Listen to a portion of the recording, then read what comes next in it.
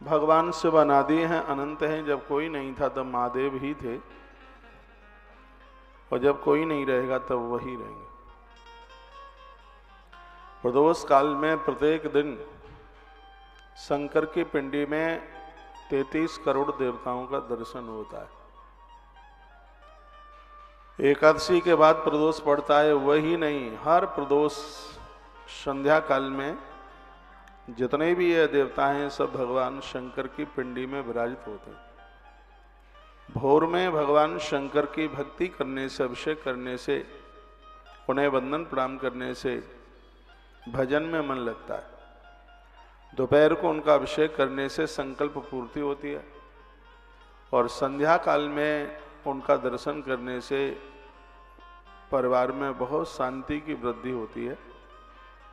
और आधी रात्रि पर भगवान शिव का अभिषेक करने से सिद्धियां चल करके आ जाती हैं। ऐसे भगवान महादेव हैं, हर क्षण हर पल जिनकी साधना, जिनकी उपासना जीव का कल्याण करती है। कल आपने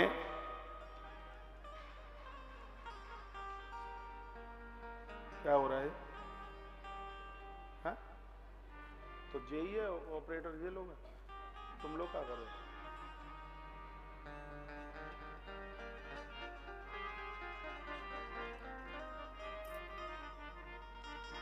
बोलिए शंकर भगवान की जय। कल आप सुन रहे थे दीपम कृत्वा तदा तत्र नमस्कारम गुरुरथ। जो भगवान को दिया जलाता है, दीपक जलाता है, उसके सभी मनोरथ पूरे हो जाते हैं। कल आप सुन रहे थे कि शंकर जी को घृत का दिया आप जलाइए, और यही बोलते बोलते कल आरती हुई थी। वहीं से बात को रिपीट कर रहा हूँ। घी का दिया जलाने से घर में सुख समृद्धि बहुत बढ़ती है। तिल के तेल की जो 40 दिन जलाएं, एक भी दिन उसको खंडित ना होने दें। 40 दिन के बाद एक आध ब्राह्मण को भोजन आप करा दीजिए, घर की तरक्की देखिए, आनंद हो जाएगा। तिल के तेल की जोत धन के लिए, घी की जो जोत है घर में परम शांति के लिए, सरसों के तेल की जो जोत है वह है रोग निवारण के लिए। जोत का बहुत बड़ा विज्ञान है। घर का वास्तु दोष समाप्त होता है, बीमारियां समाप्त होती हैं। घी का दिया जलाने से जब जोत बुझती है तो 4 से 6 घंटे तक उसकी ऊर्जा घर में रहती है। घी के दिए से सूक्ष्म कीटाणु समाप्त हो जाते हैं, स्वास्थ्य को बहुत लाभ पहुंचता है। घी का दिया जलाने से सकारात्मक ऊर्जा बढ़ती है, घर के कलह दूर होते हैं, घर के झगड़े समाप्त होता है। घी का दिया मृगी रोग को दूर करता है, और घी का दिया जलाने से ग्रंथ कहता है कि आयुष बढ़ता है, आयु बढ़ती है। दिया बुझने के बाद जो उसकी गंध है नाक पकड़ती है तो व्यक्ति बड़ी लंबी उम्र जीता है। दिया बुझ करके यदि नाक उसकी गंध को ना पकड़े तो बताते हैं 6 महीने के बीच में उस व्यक्ति की मृत्यु हो जाती है। मौत की कुछ सूचनाएं, आंख से नाक का आगे का हिस्सा ना दिखाई दे तो मृत्यु नजदीक है। कान में उंगली डालने से उसकी झंकार सुनाई ना दे तो समझ लो कि मौत नजदीक है। दिया बुझने के बाद यदि उसकी गंध को नाक ना पकड़े तो भी समझ लीजिएगा कि मृत्यु नजदीक है। तो जो जोत है वह हमारे आयुष को, हमारी उम्र को बढ़ाती है। घी का दीपक जलाने से पितृदोष समाप्त होता है। घी का दिया जलाने से घर में मंगल ही मंगल होते हैं। आप मेरी बहुत बात मानते हैं तो यह भी बात मान लीजिएगा। कौन सी बात? बात यह है कि अपने घर में दिया बाती रोज कीजिएगा, सुबह शाम दिए जलाइए, इसमें चूकिएगा नहीं। कालका पुराण में लिखा है कि घी खाने में बहुत फायदा करता है, लेकिन उससे भी यह घी है, खाने से भी यह जलाने में बहुत ज़्यादा फायदा करता है। इसको जलाइए, यज्ञ के रूप में जलाइए इसको। इसको हवन के रूप में जला सकते हैं, इसको अखंड ज्योत के रूप में इसको आप जला सकते हैं, कैसे भी आप इसको जलाइए तो ये बहुत आनंद कर देगा। इसमें बिल्कुल कोई भी संशय वाली इसमें बात नहीं है। कल आप इस ग्रंथ के माध्यम से बड़ी अद्भुत बातें आप सुन रहे थे और उन्हीं बातों में कई बातें प्रमुख थीं, जिसमें कल आपने महादेव को मूंग चढ़ाने की बात सुनी और उसके प्रभाव भी आपने सुने। वर्णने के गोधूमानितस्तथा पूजा प्रस्ता शंकरस्य वै। जो प्रत्येक दिन गोधूम कहते हैं गेहूं को, भगवान शिव के ऊपर गेहूं के दाने चढ़ाते हैं, साबुत गेहूं से भगवान की पूजा करते हैं। गेहूं को भी पहले धोया जाता है, फिर सुखाया जाता है, फिर भगवान महादेव के ऊपर उसको चढ़ाया जाता है। उससे क्या होता है वो भी सुन लें आप। गेहूं चढ़ाने के इतने फायदे हैं आप लिख नहीं पाओगे। वैसे मैंने बोला है कि कॉपी लेके आइए, डायरी लेके आइए और इन पॉइंटों को उसमें लिखिए। ये सब बातें आप पहली बार सुन रहे हैं। गेहूं से मूर्तियों की प्राण प्रतिष्ठा की जाती है। गेहूं में प्रतिमाओं को दबाया जाता है और उसे अन्नवास के नाम से जानते हैं। अनाजों में गेहूं को बड़े प्रमुख रूप से लिया गया है। बहुत पूजा का भाव। ज्योत जलाते हैं, अखंड ज्योत, तो उसके नीचे या चावल रखे जाते हैं या फिर गेहूं के दाने रखे जाते हैं। गेहूं को इतना शुभ विशेष रूप से पूजा में माना गया है। तो शिवलिंग पर साबुत गेहूं चढ़ाने से सांसारिक सुख की प्राप्ति होती है।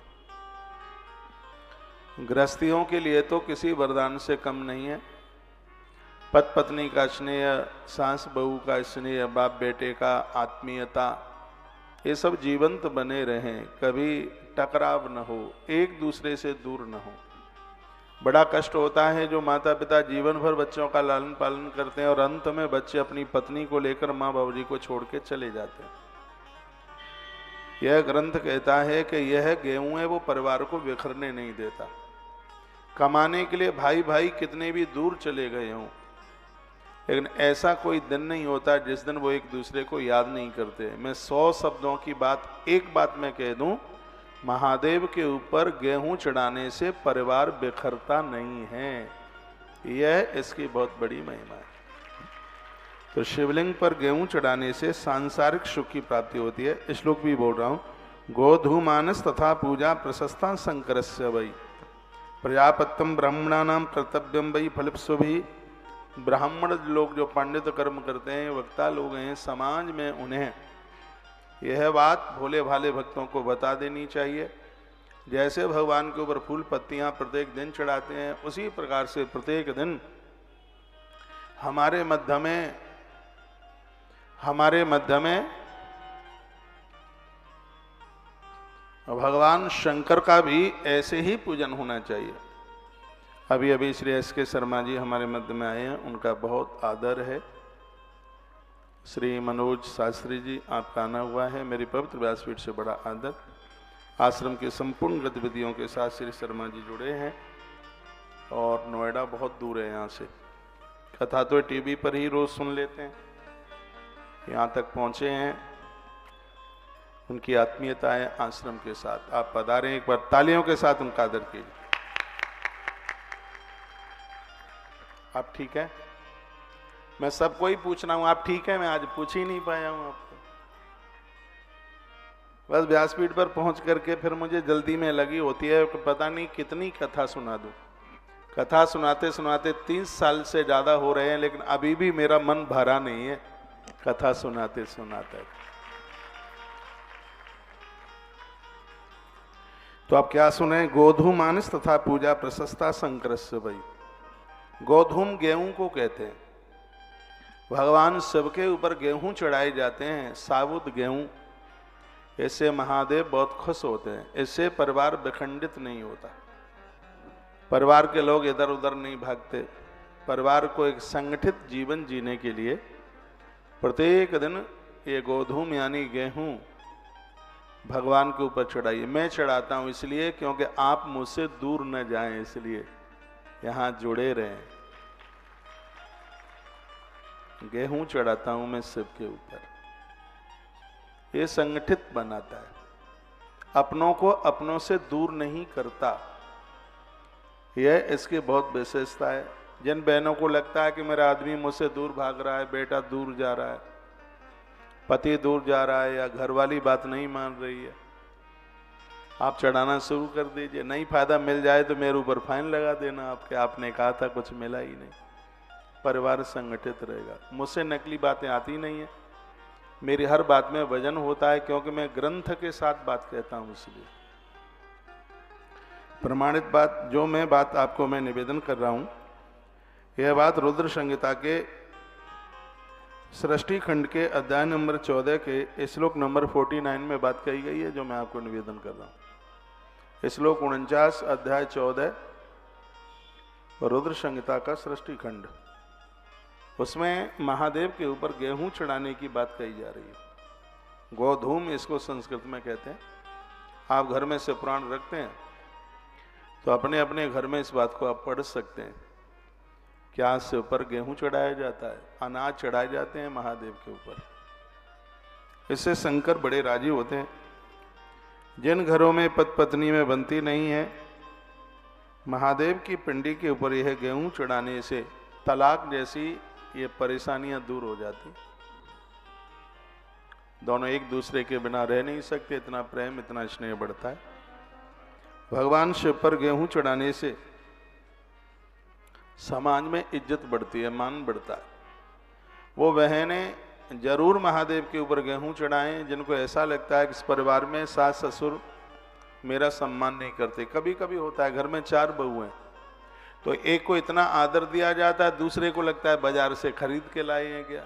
एक बार के लिए लोग भोजन के बिना रह लेंगे, लेकिन भाई सम्मान तो सबको चाहिए। बड़ा बुरा लगता है जब परिवार में सम्मान नहीं मिलता है, परिवार बिखर जाते हैं, टूट जाते हैं। तो भगवान शिव के ऊपर गेहूं चढ़ाने से समाज में आदर मिलता है, सम्मान बढ़ता है।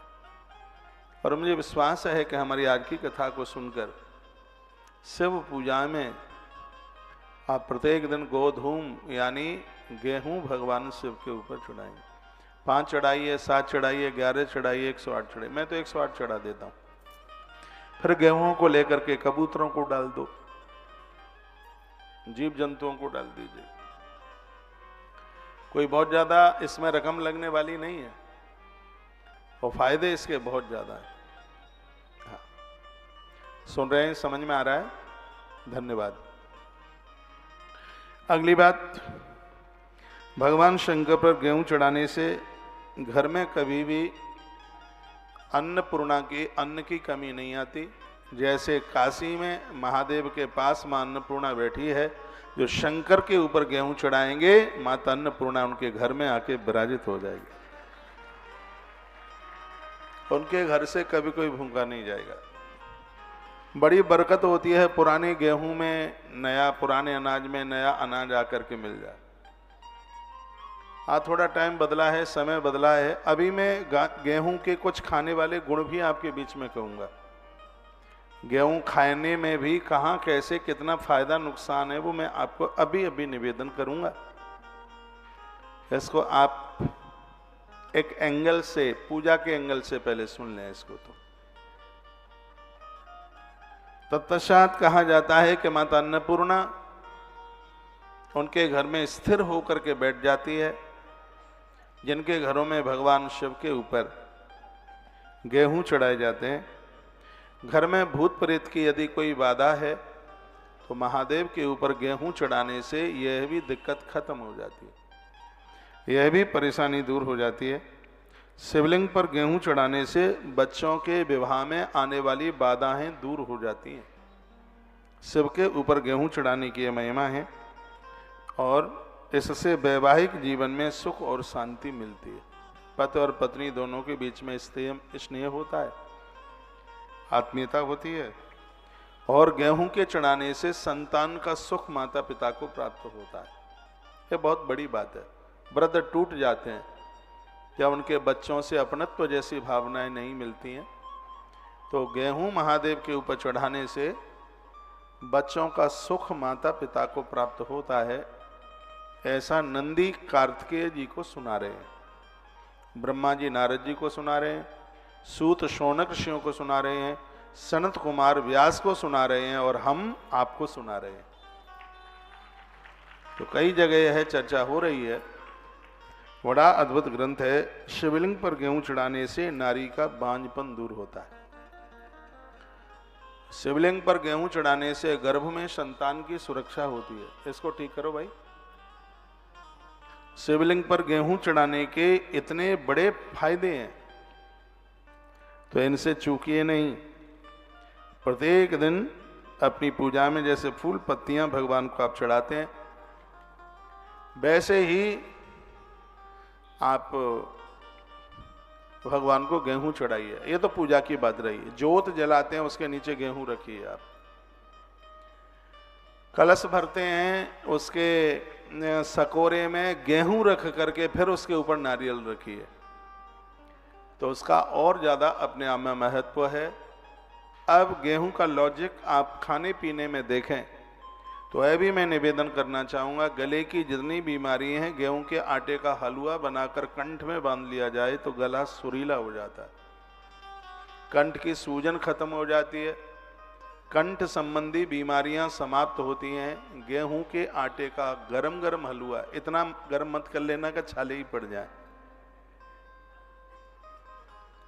यह बहुत ज्यादा फायदा करता है।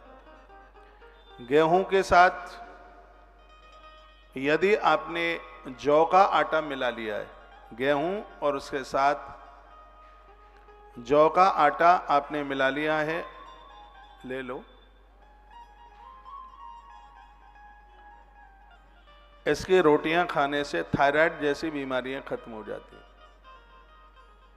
गेहूं के साथ में चना मिलाकर आप रोटियां आप खाते हैं तो इससे आपकी डायबिटीज नहीं बढ़ती। इतना बड़ा इसका प्रभाव है। गेहूं के आटे की गोलियां बना बनाकर आप मछलियों को डालते हैं तो इससे घर में बरकत होती है। गेहूं के आटे को चींटियों को डाला जाता है, इससे भी बड़ी बरकत होती है। गेहूं स्वाद में भी बड़ा अद्भुत है। गेहूं की रोटियां बना करके, गेहूं की पूड़ियां बना करके, मिष्टान पकवान बना करके और उसमें ब्राह्मणों को जमाया जाता है। ग्रंथ में तो ये लिखा है, इसके द्वारा बनाए गए पकवान यदि बेलवृक्ष के नीचे बिठाकर ब्राह्मणों को जमाया जावे तो एक ब्राह्मण को जमाने से 10,000 ब्राह्मणों को भोजन कराने का फल तत्काल प्राप्त हो जाता है। मैंने कुछ कल 5 प्रकार की चीजें आपको बोली थी, जिसमें कल मैंने मूंग का वर्णन किया था और आज मैं आपके बीच में गेहूं की बात कह रहा हूं। छोटी छोटी कटोरियों में ये सामग्री आप रख सकते हैं।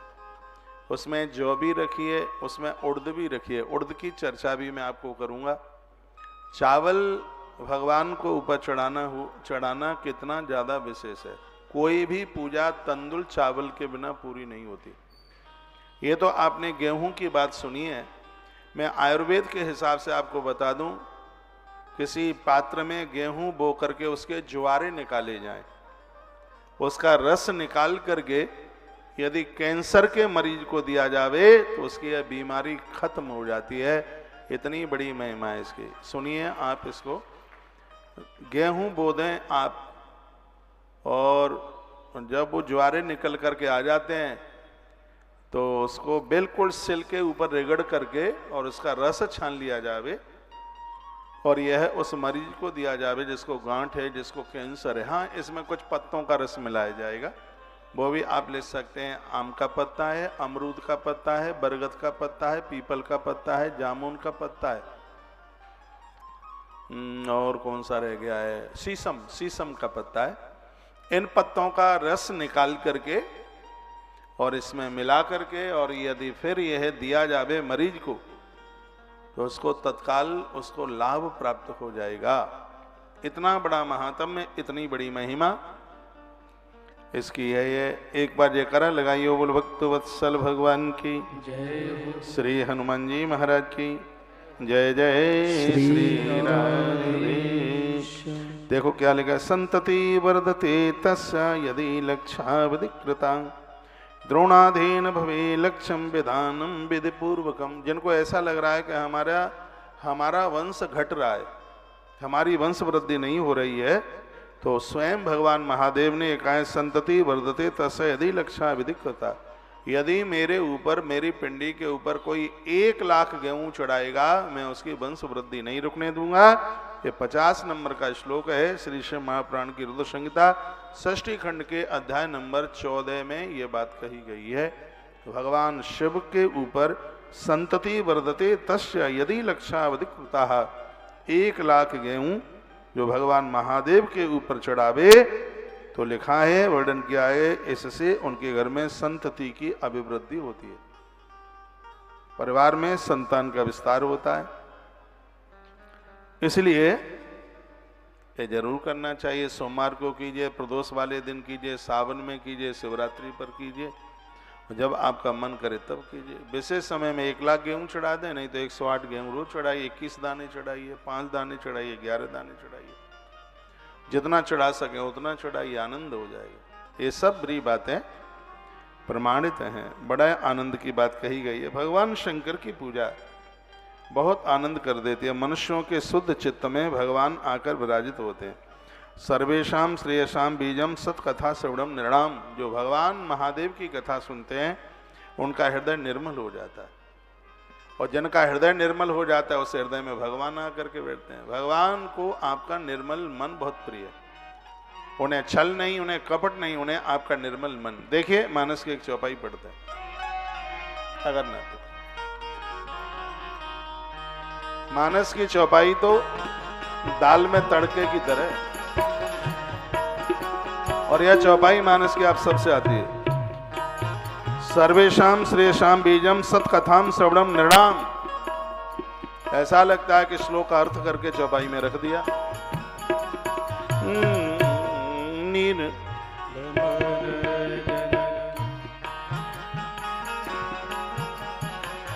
निर्मल मन जन सोई पावा, निर्मल मन जन सोई पावा, मोई कपट छल क्षेत्र भावा, निर्मल मन सो मोहि पावा, निर्मल मन जन सो मोहि पावा, निर्मल मन जन सो मोहि पावा, मोहि कपट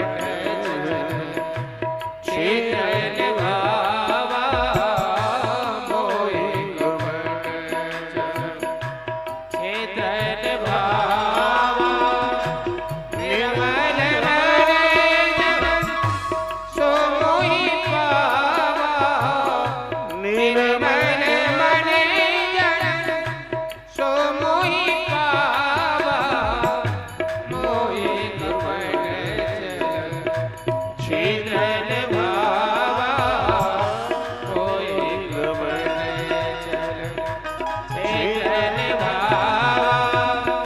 श्री राम जय राम, जय जय राम, श्री राम जय राम, जय जय राम, श्री राम जय राम, जय जय राम, श्री राम जय राम, जय जय राम, मेरे मन जन मन सो मोहि पावा, मेरे मन जन सो मोहि पावा, मोहि कपट क्षेत्र भावा, मोहि कपट क्षेत्र भावा, मोहि कपट क्षेत्र भावा।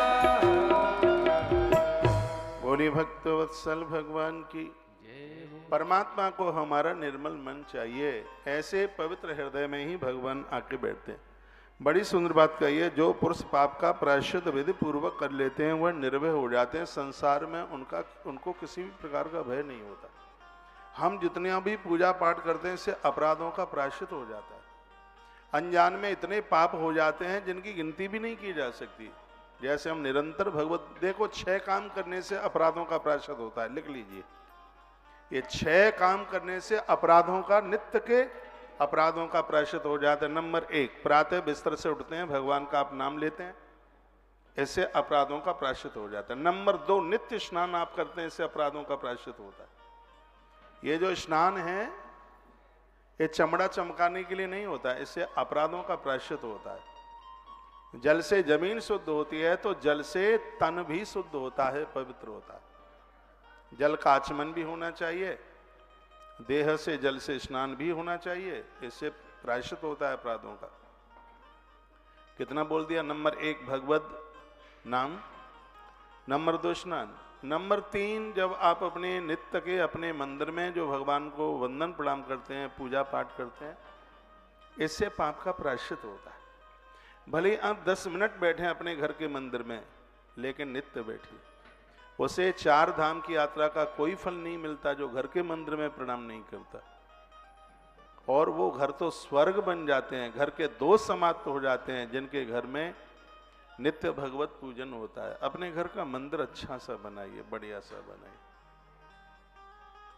अगली बात निवेदन की गई है, यह भी बहुत अच्छी है, बहुत बढ़िया है। घर की 1 रोटी गौ माता को निकालिए, इससे नित्य के अपराधों का प्रायश्चित होता है। वैसे रोटी 3 निकालने की बात कही, 1 रोटी गौ माता के लिए, 1 रोटी कागा के लिए, और घर की सबसे लास्ट की जो रोटी है वो स्वान के लिए।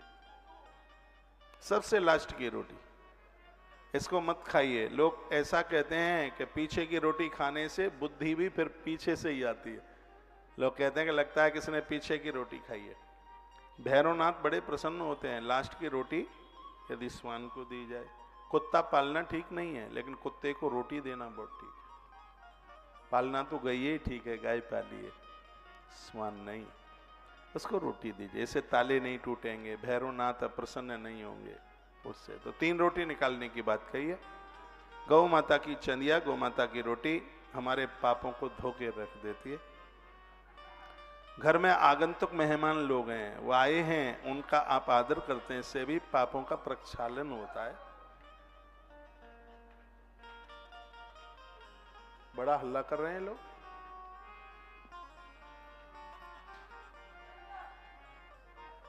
और 6 नंबर की बात कही गई है, आप चींटी वगैरह के लिए जो भी कुछ आप डालते हैं, इससे भी पाप का प्रायश्चित होता है। जैसे दर्पण साफ करने पर उसमें आप अपनी शकल देख लेते हैं, उसी प्रकार से सिंह महापुराण की कथा से मन भी इतना साफ हो जाता है, संसार के कड़ कड़ में भगवान की छवि आप देख लेते हैं। जगह, हर जगह भगवान का दर्शन होता है। तो इसलिए यह पूजा का विधान बड़ा अद्भुत, यह विधान बताया गया है। तिलानाम च फलम लक्ष्यम महापातकनाशनम। जो 1 लाख तिल जिसने महादेव के ऊपर चढ़ाए हैं वो बड़े से बड़े महापातकों से बच जाता है, उसकी उम्र बढ़ जाती है, उसका आयुष बढ़ जाता है। काले तिल शिव के ऊपर चढ़ाए जाते हैं, चढ़ाना ही चाहिए। स्पष्ट वर्णन किया गया है, लक्ष्य पूजा तथा जाता सांगम च मंत्र पूर्वकम। मौन रह करके नहीं, कोई न कोई, कुछ नहीं आता है गुरु मंत्र बोलिए, हाँ ओम नमः शिवाय बोलिए, उसके द्वारा आप चढ़ाइए। कुछ नहीं आता है, महादेव तो आएगा, हर हर महादेव, हर हर महादेव, हर हर महादेव, हर हर महादेव। तो ऐसा बोल करके आप 1 लाख तिल भगवान को चढ़ा सकते हैं। लिखा है जो भी ये चीजें चढ़ाते हैं इसके बाद ब्राह्मण भोजन की जरूरत है। लिखा है भोज्या भाई ब्राह्मणस तस्मान धन कार्याम चढ़ ही महापातकजम दुखम तत्क्षणान विश्वति ध्रुवम। लिखा गया है बड़े से बड़ा पाप ब्राह्मण को भोजन कराने से जल जाता है। ब्राह्मण भी वह हो जो अपने 6 कर्मों में है। उस ब्राह्मण को, ये किसी ब्राह्मण को मेरी बात बुरी ना लगे, तो ब्राह्मण को आप न्योता देते हैं, वो पांडित कर्म करता है, उसी को ही ये लगता है। नहीं तो ब्राह्मण फौज में भी है, मिलिट्री में भी है। ब्राह्मण जूते चप्पल की दुकान भी खोले हैं, व्यापार बिजनेस भी किए, व्यापारी भी हैं ब्राह्मण। ऐसे ब्राह्मण को जमाया जावे जो ब्राह्मण अपनी भारतीय पोशाक में हवन यज्ञ करने वाले हैं, नित्य कर्मकांड करते हैं, हवन यजन करते हैं। ऐसे ब्राह्मण को जमाने से शिव महापुराण में लिखा है, इसमें तो लिखा है कि सुमेरु पहाड़ के बराबर भी यदि पाप हो तो वो भी जल करके राख हो जाएगा। यह ब्राह्मण को जमाने का इतना बड़ा फायदा। वो ब्राह्मण मुझे बहुत अच्छे लगते हैं जो गुटखा नहीं खाते, बीड़ी सिगरेट नहीं पीते, कोई एमाल नहीं करते। भगवान कहते हैं सबसे अधिक मनुज मोह भाई, मनुष्य मुझे बहुत प्यारा लगता है, उसमें भी मुझे ब्राह्मण और प्रिय है। क्योंकि ब्राह्मण के मुख में जो जाता है वो भगवान के पेट में जाता है। तो ब्राह्मणों को तो बड़ा पवित्र होना चाहिए। फिर वो कहें कि लोग हमारा आदर नहीं करते, क्यों नहीं करेंगे लोग आदर? जब लोगों के पास बैठ करके ही पौआ लगाया जाएगा, शराब पियोगे तो फिर तो दिक्कत है ना। ब्राह्मण तो लाख लोगों में दमकना चाहिए, चमकना चाहिए। जिस गली में ब्राह्मण रहे उस गली में तो ये लगे कि वैकुंठ धरती पर उतर के आ गया है। तो ऐसा लगे ब्राह्मण को। देखो ये श्लोक क्या कहे, भोज्या भाई ब्राह्मण तस्मात् कार्या नरेण ही। ब्राह्मण को भोजन कराने पर दुनिया का ऐसा कोई कार्य नहीं है जो न बने, हर कार्य फटाफट फटाफट फटाफट बनेगा। अब मुझे ग्रंथ का ध्यान नहीं है, थोड़ी बात पुरानी हो गई है। मैं किसी ग्रंथ में पढ़ रहा था, यदि किसी नारी को संतान नहीं हो रही है, 6 कर्म करने वाला ब्राह्मण 60 कर्मों में जुड़ा हुआ है, ऐसे ब्राह्मण का चरण धोकर चरणोदक ले लिया जाए, उसका वस्त्र तकिए के अंदर लगाया जावे तो नारी का बांझपन समाप्त होगा, उसके घर में औलाद हो जाएगी। यह हमारे ग्रंथों में वर्णन है। अब वो मुझे ग्रंथ का नाम याद नहीं है, बात मैंने बहुत पूर्व में पढ़ी हुई थी। तपस्वी ब्राह्मण की इतनी बड़ी महिमा। गायत्री जपने वाला ब्राह्मण किसी के घर में आकर के एक ग्रास भी खा लेता है तो उसके पूर्वज, उसके पितर नृत्य करते हैं, नाचते हैं। लेकिन ये दुर्भाग्य है कि आज ऐसे ब्राह्मणों की कमी आती जा रही है। कमी इसलिए आ रही है क्योंकि आप पाठ पूजा भूल गए। पहले नवरात्रा कराते थे, तरह तरह के अनुष्ठान होते थे। अब उस ब्राह्मण को भी अपना घर परिवार चलाना है। समाज में ये सब चीजें घटती जा रही हैं। मंदिर का पुजारी ब्राह्मण ही होना चाहिए, वो भी अब सब ऐसी दिक्कतें हो रही हैं। सरकार तो कहती है कि हम अब चाहे जिसको अब मंदिरों में आप रख देंगे। देखिए, चारों वर्णों के अपने काम हैं। मैंने अभी कुछ दिन पहले मैंने बोला था, मैंने कहा जाति इस धरती की कभी नहीं मिटेगी। हम ना रहेंगे, आप ना रहेंगे, कोरे कागज पर लिख लेना यदि इस धरती की जाति मिट जाए तो। क्योंकि परमात्मा ने जो चीज बनाई है वो कभी मिटेगी नहीं। हाँ, जाति ना मिटेगी पर जातिवाद मिटना चाहिए। जाति तो रहे लेकिन जातिवाद नहीं रहे। जातिवाद ठीक नहीं है। जातिवाद तो देश को खोखला कर देगा, खत्म कर देगा। वह भी समय था कि चारों वर्णों के लोग संग संग चलते थे। जाति होनी चाहिए। जातिवाद, जाति कैसे मिट जाएगी? आप क्षत्रिय हैं, अपनी बेटी किसी निम्न वर्ण को कैसे आप दे देंगे? आप ब्राह्मण हैं, अपनी बेटी को आप निम्न वर्ण में कैसे दे देंगे? आप वैश्य हैं, अपने आप के नीचे वर्ण में आप अपनी बेटी को कैसे दे देंगे? जो चीज नहीं मिट सकती है तो वो नहीं मिट सकती। ब्राह्मण ज्येष्ठ है, श्रेष्ठ है, उसको चाहिए कि तुम्हारे द्वारा संस्कार लोगों को मिलना चाहिए, क्योंकि शिक्षक है। ब्राह्मण शिक्षक है, क्षत्रिय रक्षक है, वैश्य पोषक है। वैश्य पोषक है,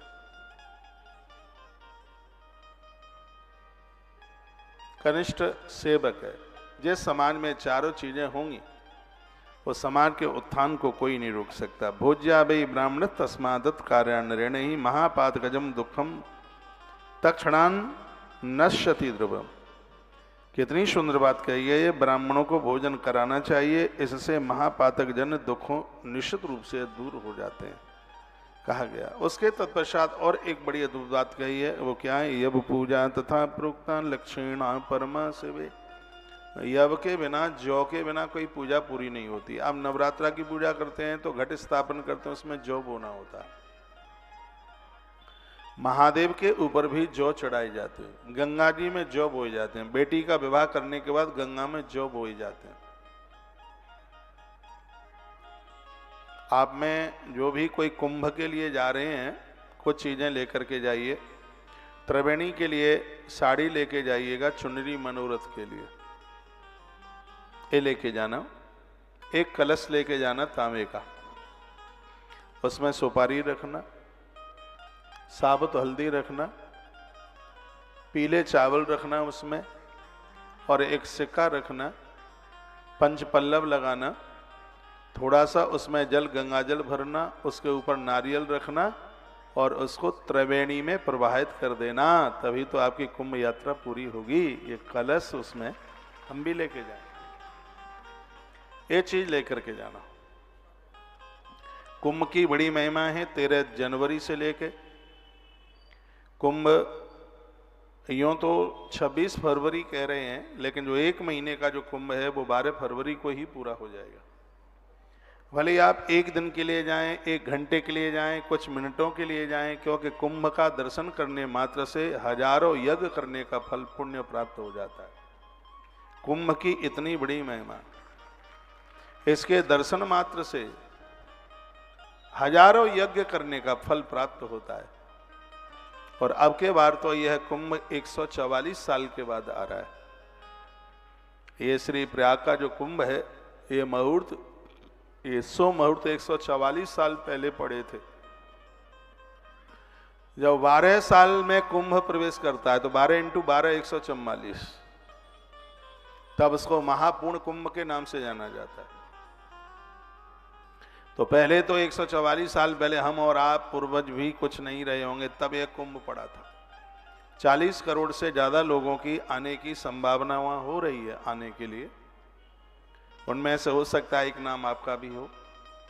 समय मिले आप जरूर जाइएगा, दर्शन कीजिए, अपने संग एक कंबल लेके जाइएगा, क्योंकि ठंड ज्यादा है, सर्दी ज्यादा है वहां पर। जहां रुकेंगे वहां तो व्यवस्था होगी, लेकिन बगल में टोसा तो फिर किसका भरोसा। फिर भी अपने संग लेके जाइए, संत महापुरुषों का दर्शन कीजिए, जेब कतरों से सावधान रहिए, ठीक है। अपनी माला झोली लेके जाइए, पंचपात्र लेकर के जाइए, एक थैले में सब सामान लेके जाइए। सूर्य भगवान को अर्घ देने के लिए तांबे की एक लुटिया, तांबे का एक लोटा भी लेकर के जाइए। तो वहां जरूर पहुंचिए, दान पुण्य कीजिए, वंदन कीजिए, प्रणाम कीजिए, किसी से लड़िए मत, वहां झगड़िए मत, क्योंकि कुंभ में किया गया सदकर्म लाखों करोड़ों गुना होता है। घर पर माला जपेंगे 1 गुना फल, तो कुंभ में पहुंच करके 1 माला भी आपकी करोड़ों मालाओं के बराबर हो जाएगी। कुंभ की इतनी बड़ी महिमा,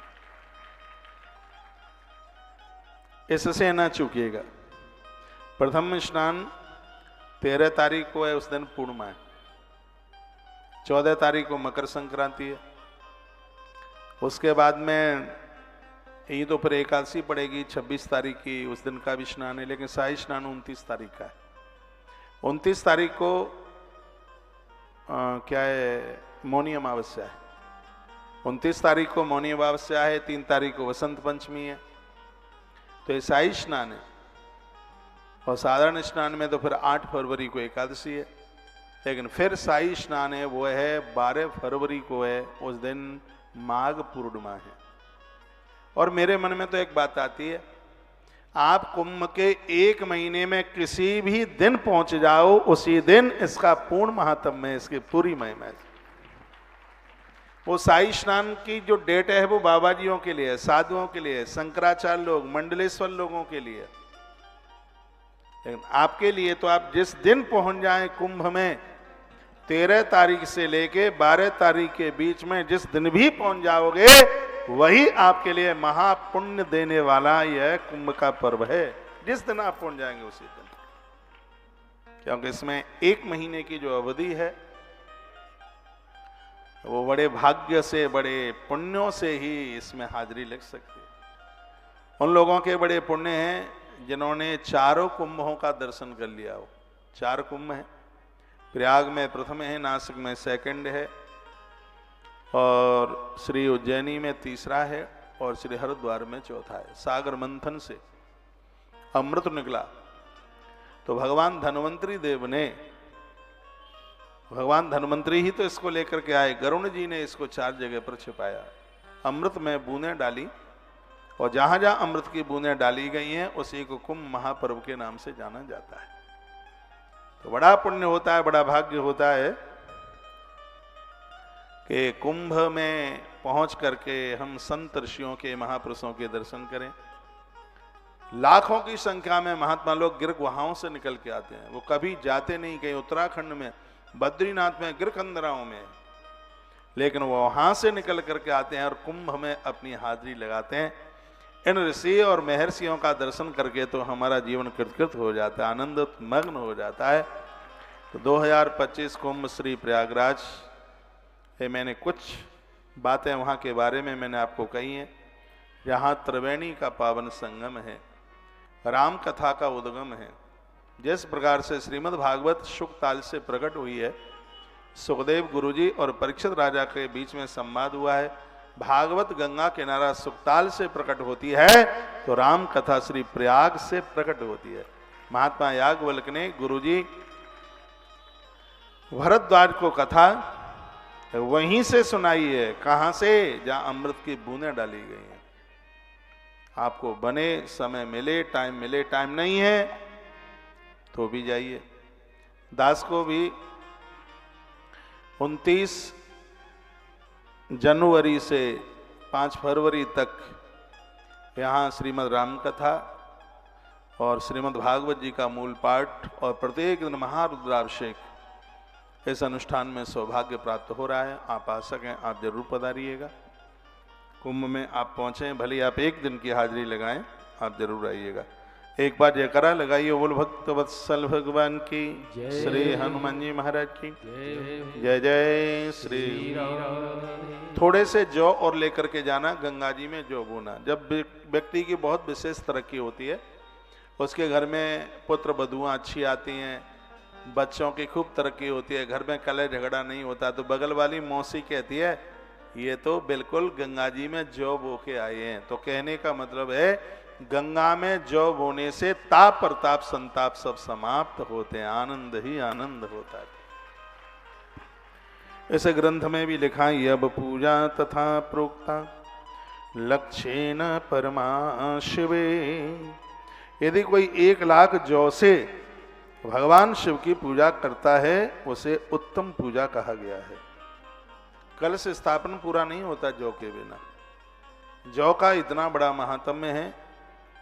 यह 7 अनाजों में जौ का नाम आता है। जो सप्त अनाज है उसमें भी जौ का नाम आता है। 1 लाख जौ के द्वारा जो भगवान महादेव की पूजा करता है, तो यह पूजा करने से तो वर्णन किया गया है कि जिस प्रकार से ब्राह्मणों के पास ब्रह्मत्व चल करके आता है, भगवान महादेव उन भक्तों को ज्ञान उड़ेल करके दे देते हैं। उनके पास में ज्ञान की बहुत समृद्धि होती है, ज्ञान की कमी नहीं होती। जौ की इतनी बड़ी महिमा है, धन उसका संग नहीं छोड़ता। जो जौ से यव से महादेव की पूजा करता है। जौ तो जानते ही होंगे, हमारे गांव की देहाती भाषा में इसको वेजर कहता है, ठीक बढ़िया सी भाषा में इसको जौ कहते हैं। हस्तरेखा की किताबों में यदि किसी व्यक्ति के अंगूठे में जौ का निशान आ जावे, तो कहा गया कि दुनिया से उसे आदर मिलता है, लक्ष्मी उसका संग नहीं छोड़ती। जाए फिरे वनखंड में तो लक्ष्मी संग। अंगूठे में यह निशान होता है। जैसे अंगूठा है, इसका ये पोटरा नीचे है, ये तो इसके बीच में जौ का निशान बना हुआ होता है। ये मेरे हाथ में है, मेरे तो दोनों हाथ में है, तो इसका मतलब कि इस जन्म में भी और पिछले जन्म में भी है। बहुत लोग कहते हैं कि दूसरा हाथ घरवाली का है। लोग कहते हैं अब जिसकी शादी नहीं हुई होगी तो फिर आप कैसे कहेंगे कि दूसरा हाथ घरवाली का है। ज्योतिष हस्तरेखा की किताब यह भी कहती हैं कि पुरुष का दाहिना हाथ है वो इस जन्म का है, बायां हाथ है वो पहले जन्म का है। नारी का बायां हाथ है वो इस जन्म का है और दाहिना हाथ है वो पहले जन्म का है। तो भैया हमारे तो अंगूठे में ये जौ का निशान है, ये बना हुआ है। ये ऐसे हो सकता है आपके में भी हो। मेरे तो दोनों हाथ में है, शिव का पुजारी हूं।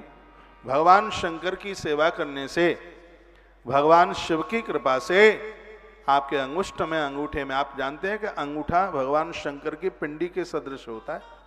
परसों मैंने बोला है कि जल चढ़ाने को उससे पिंडी दिखाई नहीं देती है, तो अंगुष्ठ के ऊपर इस तरीके से, इसको रुद्र मुद्रा कहते हैं, इसके ऊपर जल चढ़ा दो तो भगवान शंकर के अभिषेक का फल प्राप्त हो जाता है। तो आप भगवान शिव को यव चढ़ाते हैं तो यव का निशान आपके अंगुष्ठ के ऊपर चल के आ जाता है। सुख, शांति, समृद्धि, लोगों के द्वारा सम्मान, ये चीजें कभी आपसे अलग नहीं हो सकती। अपनी पूजा में भी थोड़े से जोर रखिए, यव रखिए। यव के लिए कई श्लोक लिखे गए। यव पूजा तथा प्रोक्ता लक्षण परमाम शिवे। यदि किसी ने 1 लाख जौ के द्वारा भगवान की पूजा की है तो क्या मिलेगा इससे? फालतू बातें नहीं है, व्यासपीठ से प्रमाण से बातें। यव पूजा च मुनि भी स्वर्ग शोख्या विवर्धनिम।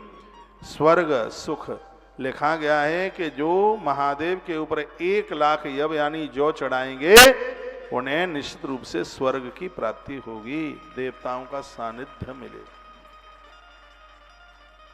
ये जौ चढ़ाने की महिमा है। श्लोक नंबर, इसी अध्याय का श्लोक नंबर कितना है? यह है 48 नंबर का श्लोक। इसमें लिखा यव पूजा च मुनि भी स्वर्ग सौख्य विवर्धिनी। जिन्होंने 1 लाख यव के द्वारा ये पूजा की है तो इससे स्वर्ग सुख की प्राप्ति होती है। ऐसा 47-48 2 श्लोकों में वर्णन किया गया। जैसे आप अपने घर में बहुत चीजें पूजा की रखते हैं, उसी प्रकार से घर में जौ रखिए। यव के द्वारा वंश वृद्धि भी बढ़ती है। जौ के बिना यज्ञ पूरा नहीं होता। आप लाख चीजें हवन सामग्री में डालें, आपका ध्यान इधर हो, लाख चीजें हवन सामग्री में डालें, जब तक हवन सामग्री में यव नहीं डाला जाएगा, जौ नहीं डाला जाएगा, तब तक हवन सामग्री की पूर्णता नहीं होगी। ये जौ दुश्मन को चीर करके रख देती है, यानी दुश्मन के अंदर जो वैमनस्यता की भावना है उसको खत्म कर देती है। दुश्मनों को परास्त करने के लिए ही हवन सामग्री में जौ डाले जाते हैं। यव की इतनी बड़ी महिमा है। देवराज इंद्र से यव पैदा हुआ है, इसलिए जौ का एक नाम है इंद्र जौ। ये जितने भी अनाज हैं वो देवताओं से ही प्रकट हुए। मैं कथा में आगे वर्णन करूंगा कि कौन से देवता से कौन कौन से अनाज प्रकट हुए। ये गेहूं है, ये महात्मा से प्रकट हुआ। ये गेहूं है, गोधूम जिसे कहते हैं, महात्मा विश्वामित्र के द्वारा प्रकट हुआ है। गेहूं, गोधूम संस्कृत में जिसे कहते हैं। यव देवराज इंद्र के द्वारा यह प्रकट हुआ है। यव पूजा च मुनि भी स्वर्ग सौख्या विवर्धनी। और यह महादेव के ऊपर चढ़ाने से स्वर्ग की प्राप्ति होती है। गंगा जी में इसको बोने से वंश वृद्धि बढ़ती है। गंगा में जो बोए जाते हैं। हवन सामग्री में इसको मिलाने का एक विधान है। हवन सामग्री में कितनी चीज कितनी होनी चाहिए? तिल का आधा चावल लिख लें आप। आपने 2 किलो तिल लिए हैं तो 1 किलो चावल लिया जाएगा। 1 किलो आपने चावल लिया है तो आधा किलो जौ लिया जाएगा। आधा किलो जौ लिया है आपने तो 250 ग्राम मीठा बूरा या गुड़ का बुरादा ये ले लीजिए। और ये आपने लिया है, कितना ले लिया? बूरा 250 ग्राम, उसका आधा 125 ग्राम उसमें घी डालिए। डाल लिया। सामग्री कितनी हो गई? 2 किलो तिल, 1 किलो चावल, 3 किलो हो गया। आधा किलो जौ, 3.5 किलो हो गया। 250 ग्राम बूरा, 3.25 किलो हो गया। और 125 ग्राम घी, कितना हो गया ये? लगभग 4 किलो सा ही हो गया। अब इसमें हवन सामग्री इसकी 1.5 गुनी मिला लीजिए। कितनी? 6 किलो। 6 किलो और 6 किलो वो और 4 किलो ये, 10 किलो हवन सामग्री बनकर के तैयार हो गई। पूरा परिवार आराम से पूरा महीना भर यज्ञ कर सकता है। यज्ञ का धुआं जहां जहां तक पहुंचता है वहां तक पूरी समष्टि का कल्याण होता है। लेकिन आजकल देखा जाता है ना, क्या बाजार में डिब्बे मिलते हैं, पतुआ की तरह उड़ते हैं, ना उसमें घी होता ना उसमें कुछ होता। हमारे कोई श्रीमान जी रखे हुए हैं वहाँ, मैं आज ही बोल रहा था कि इसके पत्ते उड़ रहे हैं, भाई कम से कम इसमें सामग्री तो मिला। वहाँ मैं जब अंदर प्रवेश करता हूँ तो आहुतियाँ डालता, तो उसमें वो डिब्बे वाली हवन सामग्री और तो कुछ था ही नहीं उसमें। हवन सामग्री बनाने का यही विधान है। हवन सामग्री का मतलब है देवताओं का भोजन। आप ड्राई फ्रूट खाते हैं, कलाकंद खाते हैं, इतनी चीजें खाते हैं, और भगवान को पता हुआ स्वा स्वा स्वा, तो हवन कुंड में कम जा रही है, इधर उधर ज्यादा उड़ रही है। इधर उधर वही सामग्री उड़ती है जिसमें घी नहीं है, जिसमें बूरा नहीं है, जिसमें तिल नहीं है, जिसमें चावल नहीं है, तो वो तो इधर उधर उड़ ही जाएगी।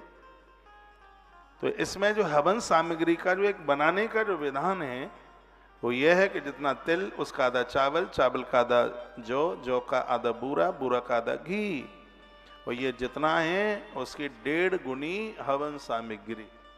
ये सब चीजें आप मिला लीजिए, फिर हवन कीजिए, यज्ञ कीजिए। आम की लकड़ी पर यज्ञ करोगे तो धन बढ़ेगा, पीपल की लकड़ी पर हवन करोगे, काल का पुराण में लिखा है, तो रोगों की निवृत्ति होगी। और समी की लकड़ियों पर, कहीं इसको छेंकुर भी बोलते हैं, इन लकड़ियों पर आप हवन करोगे तो आपकी दुकान पर, आपके मकान में किसी का जादू टोना टोटका चल ही नहीं सकता। आप नया मकान में गृह प्रवेश कर रहे हैं या दुकान में आप उद्घाटन कर रहे हैं, तो समी की लकड़ियों से हवन कीजिए, किसी का कुछ चलेगा ही नहीं, कोई क्या अलाय बलाय टिकेगी नहीं। वहाँ समी की लकड़ियों पर यजन करने का, यज्ञ करने का इतना बड़ा प्रभाव। तो अभी मैंने आपको कुछ जौ की बात कही है। हवन सामग्री पूरी नहीं होती जौ के बिना, तो उसमें यब मिलाइएगा तो संतति वर्धते तस्य यदि लक्षावधिक कृता। ये तो गेहूं के लिए बात कही थी। तो यब पूजा च मुनि भी स्वर्ग सौख्य विवर्धिनी, जो यब से भगवान महादेव की पूजा करेंगे, भगवान शिव के ऊपर जौ चढ़ाएंगे, ये तो प्रत्येक दिन चढ़ाइए। तो इसमें लिखा हुआ है, बड़ा अद्भुत लिखा हुआ है। क्या लिखा हुआ है? उन्हें स्वर्ग की प्राप्ति होगी। घर में जो बुजुर्ग हैं, लोग कुछ ही समय के मेहमान हैं, वो पूजा में नहीं बैठ सकते हैं, तो उनके निमित्त आप उनके लिए यव महादेव पर चढ़ाइए। प्राण प्रतिष्ठित मंदिर में भी चढ़ा सकते हैं, घर में शिवलिंग है उसके ऊपर भी चढ़ा सकते हैं। उनको मृत्यु के समय पर कष्ट नहीं होगा। ये तो आप कर ही सकते हैं। इधर ध्यान दीजिएगा, ये बड़ी अद्भुत बात कही। और क्या कहा?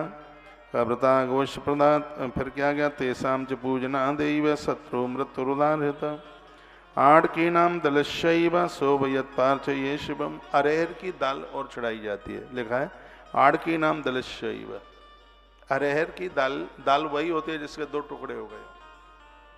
अरहर के फूल भी चढ़ाए जाते हैं, उसकी दाल भी चढ़ाई जाती है। और इस ग्रंथ में लिखा है कि मरीच संभवा पूजा शत्रुनाश कर स्मृता, महादेव के ऊपर काली मिर्च चढ़ाने से शत्रु का नाश हो जाता है। यह श्लोक नंबर 57 है, 57 नंबर का यह श्लोक है। किसी ने झूठा मुकदमा कर दिया और आपको इतना परेशान कर रखा है कि नाक में दम कर दिए। अब बहुत परेशान है, बहुत ही ज्यादा परेशान है, कोर्ट कचहरियों से फुर्सत ही नहीं मिल रही है। आपका मकान, आपका दुकान किसी ने अपने कब्जे में कर लिया है, खाली कर नहीं रहा है, मारने की धमकी देता है, दुश्मन बढ़े हुए हैं, ऐसी दिक्कतें आ रही हैं। तो उन दुष्टों को, शत्रुओं को परास्त करने के लिए भगवान महादेव पर काली मिर्च चढ़ाई जाती है। ये तंत्र नहीं है, सबरी सात्विक पूजा है। क्योंकि मैं तो तंत्र के प्रति मेरी श्रद्धा नहीं है, ये सात्विक पूजा है बिल्कुल। तंत्र होता है ऐसा नहीं है कि नहीं होता, होता है, लेकिन सात्विक पूजा से ही भगवान को वंदन पूजन कीजिए। देखिए, जिनको बीच में जाना होता है और आपने कोई गौमाता को सहयोग किया है, तो कार्यालय वहां पर लगा हुआ है, तो अपना प्रसाद आप बीच में भी लेके जा सकते हैं। 5 साढ़े 5 बजे तक आपको बैठने को उतना समय नहीं होता है, बीच में आपको जाना होता है और आपने सहयोग किया है, तो ये सामान वहाँ से भी उपलब्ध है, वो पहले भी आप ले सकते हैं। डायबिटीज की दवाई वहाँ से मिल रही है, जोड़ों के दर्द की दवाई वहाँ से मिल रही है। बाल रूखे सूखे ना हों, बाल समय से पहले झड़े नहीं, टूटे नहीं, एक ऐसा तेल भी बनाया गया, वह भी वहाँ से मिल रहा है। 2 मुखी रुद्राक्ष से लेके 7 मुखी रुद्राक्ष तक 3 तरह की कौड़ी बड़ी कमाल की है, लोगों को पता ही नहीं था, हम खोज के ले आए। खोज के क्या ले आए? वो तो सब था ग्रंथों में, बस जानकारी दी गई थी। सफ़ेद कौड़ी धन देती है, पीली कौड़ी बच्चों को विद्या देती है और काली कौड़ी अनिष्ट को समाप्त कर देती है। जो जीवन में खतरे आ रहे हैं, दिक्कतें परेशानी आ रही हैं, ऐसे अनिष्ट को काली कौड़ी समाप्त कर देती है। गोमती चक्र घर में पूजता है तो इससे घर में श्री की धन की तो वृद्धि होती है, लेकिन गोपी चंद्र गोमती चक्र दोनों ऐसी चीजें हैं जिसको घर में रखने से द्वारका यात्रा का फल प्रत्येक दिन प्राप्त होता है। इसकी पूजा की इतनी बड़ी महिमा है, इसमें आप कोई संशय नहीं कीजिएगा। ये सब बातें टीआरपी बढ़ाने के लिए नहीं है, हम ठीक से जीवन जी सकें, हमारे जीवन में उत्पात कठिनाइयाँ परेशानियाँ आवे तो वो निबट भी जावे, तो उनका यह बिल्कुल समाधान है। अब ये काली मिर्च वाली बात कही जा रही है, स्पष्ट वर्णन है। मरीचि, मरीचि मीन संस्कृत में कहते हैं मरीचि, हिंदी में कहते हैं मिर्च। तो मरीचि संभवा पूजा शत्रुनाश करिष्मृता, लिखा है काली मिर्च से की गई शिव जी की पूजा शत्रु को नाश करने वाली बताई गई है। यदि मैं गलत बोल रहा हूं तो मेरी कोई बात काट के बताए। हाँ, ये बात बिल्कुल प्रमाणित है। और जो बहुत ज्यादा नाक में दम किए हैं, परेशान कर रहे हैं, उनके लिए काली मिर्च चढ़ानी ही चाहिए महादेव के ऊपर, उनके लिए, शिव जी के ऊपर। शंकर जी सब देख लेंगे अपनी तरफ से। तो यह बड़ा अद्भुत वर्णन किया गया है। राई से की गई शंकर की पूजा, यह भी शत्रु विनाशक है। यह भी 1 लाख दानों से भगवान महादेव की पूजा होती है। यह शत्रु के लिए बहुत ज्यादा घातक है। अरहर की पत्तियों से शिव जी को पूजा की जाती है, इससे भी भगवान महादेव बहुत ही ज्यादा प्रसन्न होते हैं। वर्णन किया गया आड़कानम दृश्य वह, अरहर की पत्तियों से शिव जी की पूजा, या आपने सुना अरहर की दाल से भगवान की पूजा होती है। इस प्रकार से धान्यों के द्वारा भगवान शिव की पूजा की एक बहुत बड़ी महिमा का वर्णन किया गया है। आनंद हो गया। 2 पंक्तियां भगवान महादेव को समर्पित कर दें, उसके तत्पश्चात फिर मैं रुद्राभिषेक की एक अद्भुत चर्चा आपके बीच में कर रहा हूं। रुद्राभिषेक का कितना बड़ा महात्म्य है, महादेव की पूजा में रुद्राभिषेक का कितना बड़ा महत्व है। ये पूजा की थाली लगाई जा रही है, अभी पूरी नहीं हो पाई है। पूजा की थाली में चंदन और चावल दोनों जरूरी है, और वह भी आप सुनेंगे कि भगवान महादेव के ऊपर चंदन की कितनी बड़ी महिमा है और चावल की कितनी बड़ी महिमा है, ये आप जरूर सुनिएगा। तेरी शरण पड़ा महादेव, हमारी सुध ले लो भगवान। बहुत प्यारी पंक्तियां हैं, ब्रज के रसिया की तर्ज में है। स्वर्ग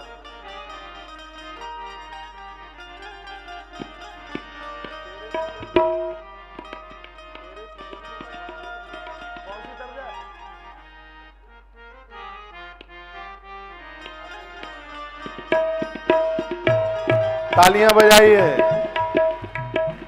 3:15 बज गया है, 3:20। दोनों हाथ। तेरी शरण पड़ा मारे, हमारी सुध ले लो भगवान। तेरी शरण पड़ा हमारी सुध ले लो भगवान। हमारी सुध ले लो भगवान, हमारी सुध ले लो भगवान। शरण पड़ा महाकाल, हमारी सुध ले लो भगवान। जय हो।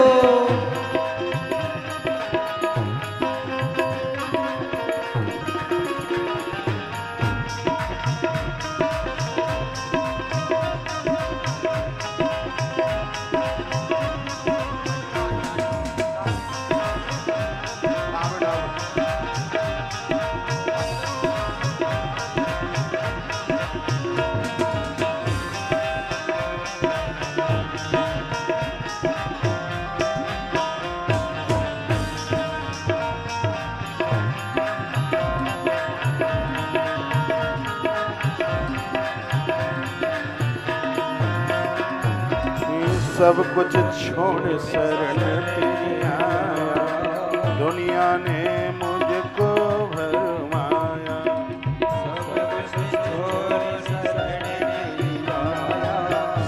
दुनिया ने मुझको भरमाया, छोड़ शरण में आया, दुनिया में मुझको माया। उज्जैनी की भोले बाबा करता हूँ महाकाल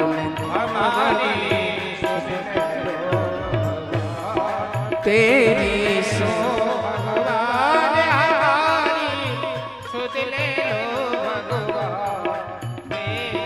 शरण पड़ा महाकाल हमारी, सुध ले लो भगवान।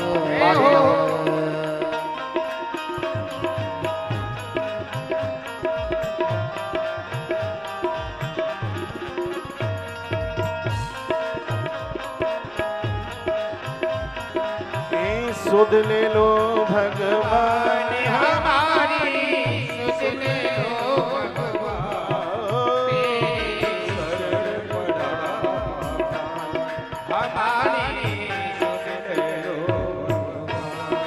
तेरी शरण पड़ा महाकाल हमारी, सुध लो ले भगवान।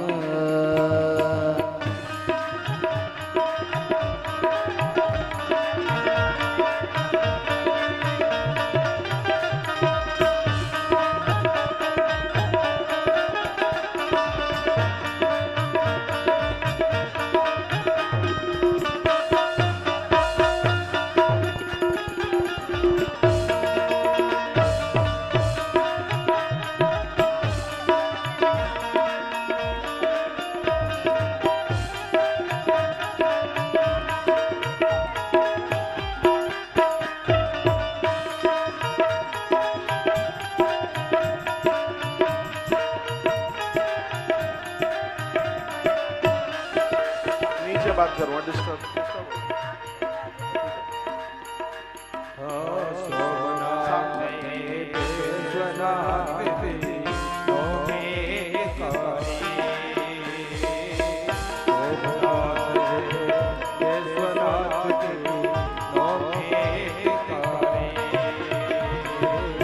सोमनाथ हे विश्वनाथ दी नौके हितकारी, दर्शन तेरे भाग्य विधाता है मंगलकारी, दर्शन तेरे भाग्य विधाता है मंगलकारी। क्षिप्रा तट का बंबो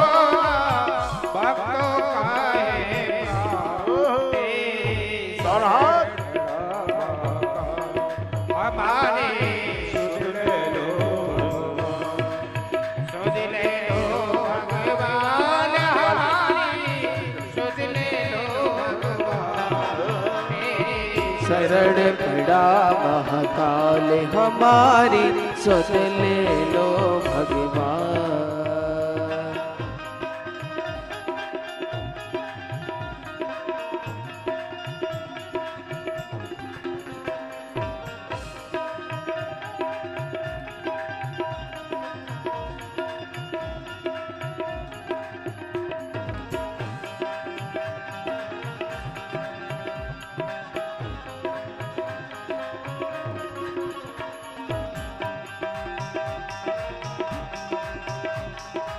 तालियां बजाते रहिए।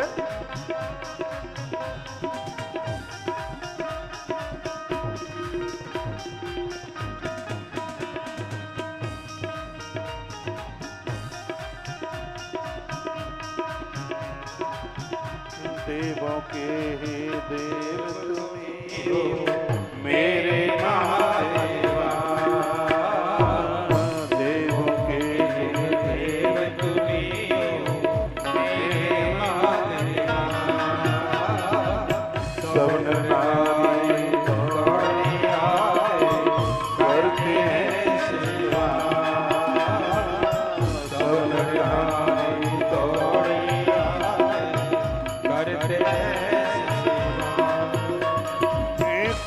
सत हृदय बसेरा तेरा, होश हृदय बसेरा तेरा, दर्द की तेरी शरण हमारी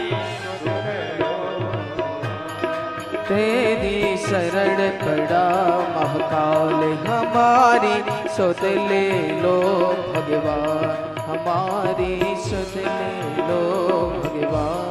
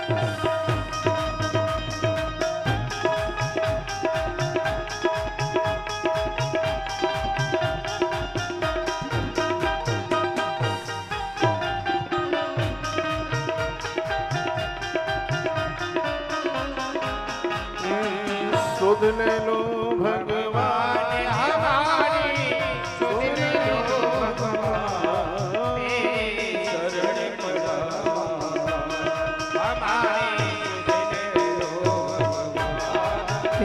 एक कड़ी और हमारे साथ बोल लीजिए, जिसमें कई महादेवों का नाम आया है। सोमनाथ हे विश्वनाथ दीनों के हितकारी, सोमनाथ हे विश्वनाथ दीनों के हितकारी, दर्शन तेरे भाग्य विधाता है मंगलकारी, दर्शन तेरे भाग्य विधाता पालन कारी, छिपुरा तट का बम बम बोला, छिपुरा तट का बम बम बोला, भक्तों का है प्राण तेरी शरण पड़ा हमारी, सुध ले लो भगवान। शरण पड़ा महाकाल हमारी, सुध ले लो भगवान। सुध ले लो भगवान हमारी, सुध ले लो भगवान। शरण पड़ा महाकाल हमारी, सुध ले लो भगवान तेरी शरण पड़ा महाकाल हमारी, शरण पड़ा महाकाल हमारी, सुध ले लो भगवान तेरी शरण पड़ा महाकाल हमारी, सुध ले लो तेरी शरण पड़ा हमारी।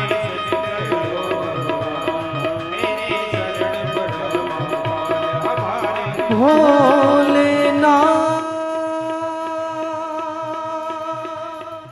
भोलेनाथ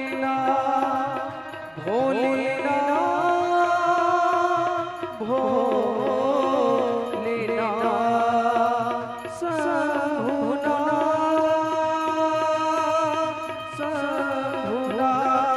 शंभुनाथ